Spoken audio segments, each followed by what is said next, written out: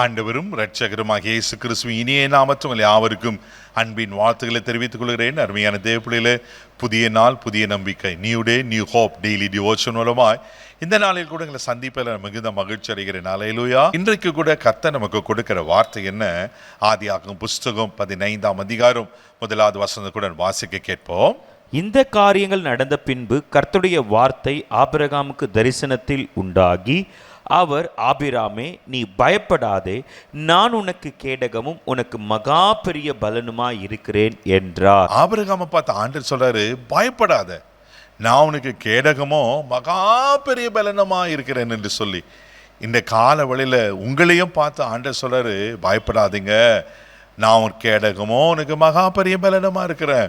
ஒருவேளை இவ்வளோ கமிட்மெண்ட்ஸ் இருக்கு, இவ்வளோ பண தேவைகள் இருக்கு, இவ்வளோ நெருக்கம் இருக்கு, என்னை சுற்றிலும் இப்படியேப்பட்ட காரியம் நெருக்கி கொண்டு இருக்கு, இவ்வளோ வியாதி இப்படி இருக்கு, பல விதமான காரியங்களை குறித்து நீங்கள் சோர்ந்து போய் பயந்து போயிருப்பீங்கன்னா ஆண்டவர் சொல்றாரு, பயப்படாதீங்க, நான் உனக்கு கேடகமும் மகா பெரிய பலனமாய் இருக்கிறேன். இதை நம்புங்க தேவ பிள்ளைங்களை, இதை விசுவாசிங்க. நிச்சயமா ஆண்டவர் நமக்கு வாக்கு பண்ணுவாரானா அதை நிறைவேற்ற வல்லமையுள்ளவராக இருக்கிறார். அவர் உங்களுக்கு கேடகமாக இருக்கும்போது நீங்கள் ஏன் பயப்பட சொல்லுங்க. தேவ பிள்ளை, கேடகம் என்னது? நம்மளுக்கு ஒரு பாதுகாப்பு. யுத்தம் செய்ய போகும்போது இடது கையில் கேடகத்தை பிடித்து கொண்டு இருப்பாங்களாம், வலது கரத்தில் என்ன பண்ணாக்கா பட்டயத்தை வச்சிருப்பாங்களாம். இந்த எதிராளிகள் அக்கினி ஆஸ்திரங்கள் எல்லாம் விடும்போது இந்த கேடகத்தை வைத்து தான் அதை தடுப்பாருங்களாம். இப்போ கேடகம்னா ஏதோ ஒரு சின்னதாக இருக்குல்ல, ஒரு ஆள் உயரத்திற்கு அந்த கேடகம் அவ்வளோ பயங்கரமாக இருக்குமா. தேவப்பிள்ளை, ஆண்டவர் சொல்ற, நான் உனக்கு கேடகமாக இருக்கிறேன். எத்தனை அக்கினி ஆஸ்திரங்கள் வந்தாலும், எவ்வளோ சத்துருங்களுக்கு விரோதமாக காரியங்களை கொண்டு வந்தாலும், மனுஷங்களுக்கு விரோதமாக இருந்தாலும், எப்படிப்பட்ட சூழ்நிலைகள், ஒருவேளை பலவீனங்கள் உனக்கு விரோதமாக வந்தாலும், அது எல்லாவற்றிலிருந்து உன்னை தடுக்க நான் உனக்கு கேடகமாக இருக்கிறேன். எவ்வளோ நல்ல ஆண்டவர்ல! அப்படின்னா நம்மளுக்கு பாதுகாப்பாக இருக்கிறாரா. அவர் நம்மளுக்கு பாதுகாப்பாக இருக்கும்போது, ஆண்டவருடைய பாதுகாப்பின் வளையத்துக்குள்ளே இருக்கும்போது நம்ம யாருன்னா ஆமென் பாதிக்கப்பட முடியுமா? தேவ பிள்ளையில நாம் பாதுகாக்க தான் படுவோம். ஹல்லேலூயா. ஒரு தீங்க நம்மளை தொடாது, ஒரு பலவீனங்களும் அணுகாது. தைரியமா இருங்க, அவர் உங்களுக்கு கேடகமா இருக்கிறார். கேடகம் மாத்திரமேல அவருக்கு பலனா இருக்கிறன்னு சொல்லுகிறார். எந்த காலத்துல பலவீனமா இருக்கீங்க, ஒரு பாவத்தை ஜெயிக்கவே முடியல, அப்படி பலவீனமா இருக்கீங்களா, கர்த்தர் உங்களுக்கு பலனை தருவார். சரீரத்துல பலவீனமா இருக்கீங்களா, கர்த்தர் உங்களுக்கு பலனை தருவார். ஹல்லேலூயா. ஒரு படிக்கிற உங்க பிள்ளைங்க ரொம்ப ஞானத்துல பலவீனமா இருக்காங்க பிரதர், அப்படி கலங்குறீங்களா, கர்த்தர் உங்களுக்கு ஞானத்தை கொடுப்பார். அல்லேலூயா.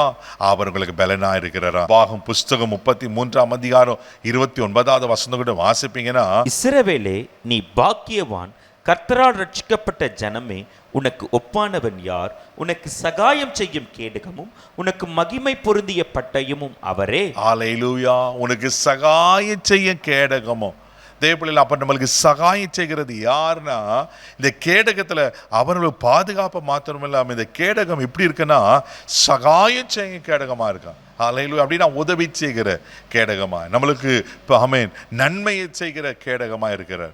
அப்போ ஆண்டவரே நம்மளுக்கு சகாயம் செய்கிற கேடகமா இருக்கும்போது ஏன் பயப்படணும்? நிச்சயமா இவர் உங்களை ஆசீர்வதித்து உங்களை நடத்த உண்மையில் இருக்கிறார். 2 சாமுவேல் புஸ்தகம் 22ஆம் அதிகாரம் 31ஆம் வசனம் கூட வாசிக்கும் போது தாவீது இப்படியா சொல்லுகிறார், வாசிக்க கேட்போம். தேவனுடைய வழி உத்தமமானது, கர்த்தருடைய வசனம் புடமிடப்பட்டது, தம்மை நம்புகிற அனைவருக்கும் அவர் கேடகமுமாயிருக்கிறார். அல்லேலூயா. தன்னை நம்புகிற அனைவருக்கும் அவர் கேடகமா இருக்கிறார். அதே போல அவரை நம்பினா போதும், அவர் என்னை பாதுகாப்பார், அவர் என்னை விடுவிப்பார், எல்லா சத்துருக்களும் கையிலிருந்து என்னை விடுவிப்பார் அப்படின்னு முழுவதும் அவர் நம்பும் போது, அவர் எனக்கு சகாயம் செய்வார். அவரை நம்பும் போது அவரே உங்களுக்கு கேடகமா இருக்கிறார். எவ்வளவு நல்ல கர்த்தர்ல. அல்லேலூயா. சோர்ந்து போகாதீங்க, அவர் உங்களுக்கு கேடகமா இருக்கிறார். பயப்படாதீங்க, அவர் எல்லாவற்றையும் பார்த்துக்கொள்வார். அவர் உங்களை பலப்படுத்துவார். அவர் பலப்படுத்தும் போது அப்போஸ்தலனாகிய பவுல் சொல்கிறோமாய், என்ன பலப்படுத்துகிற கிறிஸ்துவினாலே எல்லாவற்றையும் எனக்கு பலனுன்னு சொன்ன போல நீங்க சொல்லுவீங்க, நீங்க பலப்படுவீங்க, நீங்க எல்லா காரியத்தை செய்து முடிப்பீங்க. ஆமென். கண்களை மூடி நம்ம ஜெபிக்கலாம். அன்பு தகப்பனே, உமக்கு நன்றி சொல்லி துதிக்கிறோம், ஸ்தோத்திரப்பா. ஆண்டவரே, எங்களுக்கு கேடகமும் எங்களுக்கு பலனுமா இருக்கிற ஒரு நீர் தான் ஆண்டவரே.